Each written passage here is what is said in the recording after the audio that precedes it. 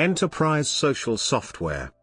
Enterprise social software, also known as or regarded as a major component of Enterprise 2.0, comprises social software as used in enterprise, business/commercial contexts.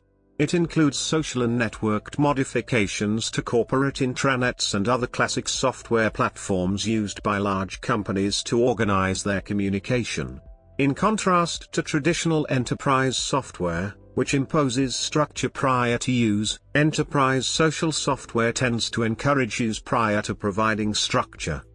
Carl Frappuolo and Dan Keldsin defined Enterprise 2.0 in a report written for Association for Information and Image Management, AIIM, as a system of web-based technologies that provide rapid and agile collaboration, information sharing, emergence and integration capabilities in the extended enterprise. Applications. Functionality. Social software for an enterprise must, according to Andrew McAfee, Associate Professor, Harvard Business School, have the following functionality to work well. McAfee 2006, Harvard, no target, Citarif McAfee 2006, help.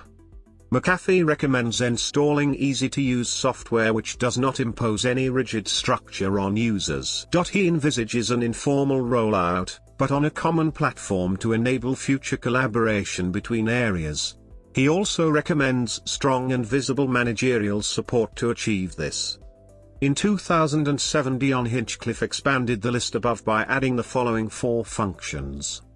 Enterprise search differs from a typical web search in its focus on use within an organization by employees seeking information held internally, in a variety of formats and locations, including databases, document management systems, and other repositories.